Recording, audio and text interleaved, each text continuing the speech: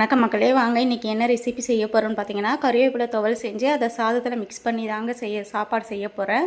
ரொம்பவே உடம்புக்கு ஆரோக்கியமானது. கறிவேப்பிலையை தொடர்ந்து சாப்பிட்டு வந்தீங்கன்னா முடி நல்லா அடர்த்தியாக கருப்பாக வளருங்க, கண் பார்வையும் நல்லா தெரியும். இதை மாதிரி சாதத்தோடு மிக்ஸ் பண்ணி கொடுத்தீங்கன்னா குழந்தைங்க வேணான்னு சொல்ல மாட்டாங்க. நீங்கள் லஞ்ச் பாக்ஸாகவும் யூஸ் பண்ணலாங்க. பசங்க விரும்பி சாப்பிடுவாங்க. டேஸ்ட்டு அவ்வளோ சூப்பராக இருக்கும். எப்படி செய்யுதுன்னு பார்க்கலாம் வாங்க. ஒரு கடாயை வச்சுக்கோங்க.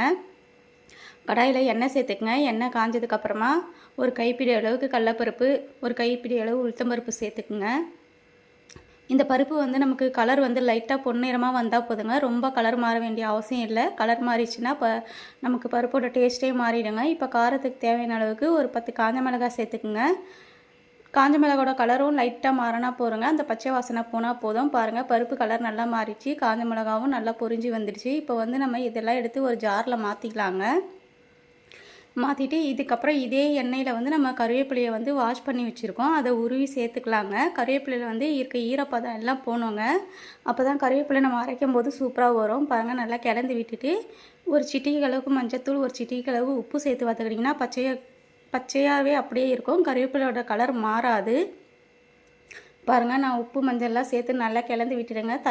கருவேப்பிலையில் இருக்க ஈரப்பதம் போயிடுச்சு. இப்போ இதையும் எடுத்து நல்லா ஆற வச்சுக்கலாம் வாங்க.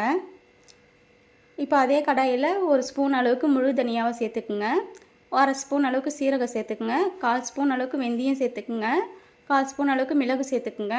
இதெல்லாம் போட்டு நம்ம அரைக்கும் போது கறிவேப்பிலை துவையலோட டேஸ்ட் அவ்வளோ சூப்பராக இருக்கும். வாசனையும் அவ்வளோ நல்லாயிருக்கும். வறுக்கும் போதே உங்களுக்கு மசாலா வாசனை சூப்பராக இருக்குங்க. கண்டிப்பாக இதை மாதிரி ஒரு முறை செஞ்சு பாருங்கள். இது இட்லி தோசையோட சப்பாத்தியோட கூட வச்சு சாப்பிட்லாங்க. சாதத்தோடு மிக்ஸ் பண்ணி சாப்பிடும்போது அவ்வளோ டேஸ்ட்டாக இருக்கும். பாருங்கள், நான் எல்லாத்தையும் ஜாருக்கு மாற்றிட்டேன். இப்போ ஆரவும் வச்சுட்டேங்க. இப்போ அரைச்சியும் எடுத்துட்டேன் நானே. இப்போ இதை தாளிக்க போகிறேன். எப்படி தாளிக்கலான்னு பார்க்கலாம் வாங்க. அதே கடாயை வச்சுக்கோங்க. கடாயில் எண்ணெயை சேர்த்துக்குங்க. இதுக்கு எண்ணெய் கொஞ்சம் அதிகமாக இருந்தாங்க நல்லாயிருக்கும். கடுகு, கடலப்பருப்பு, உளுத்தம்பருப்பு போட்டு தாளிச்சிங்கன்னு 4 காஞ்ச மிளகாய் கிள்ளி போட்டு தாளிச்சிடுங்க. அதுக்கப்புறம் நம்ம அரைச்சி வச்சுருக்க இந்த துவையிலெல்லாம் கொஞ்சம் கொஞ்சமாக சேர்த்து உப்பு எந்த அளவுக்கு தேவையோ அந்தளவுக்கு உப்பு சேர்த்து நல்லா கிளறி விடுங்க. எண்ணெயில் நல்லா பிரிஞ்சு வரணுங்க. நான் ஒரு எலுமிச்சைப்பழ அளவுக்கு புளி ஊற வச்சுருக்கேன்.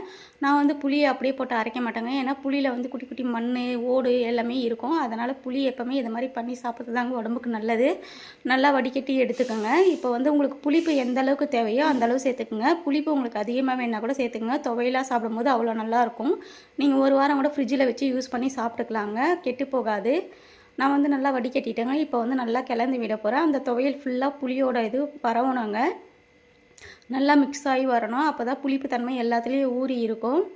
பாருங்கள், நல்லா கிளந்து விட்டுட்டேன். துவையலும் இந்த அளவுக்கு வந்திருக்கு. நான் சாதத்தில் போட்டு மிக்ஸ் பண்ண போகிறதுனால கொஞ்சம் தண்ணியாக வச்சுருக்கேங்க. நீங்கள் துவையலாக வேணும்னா தண்ணி இல்லாமல் அப்படியே திக்காக சுண்ட விட்டிங்கன்னா எண்ணெய் பிரிஞ்சு நல்லா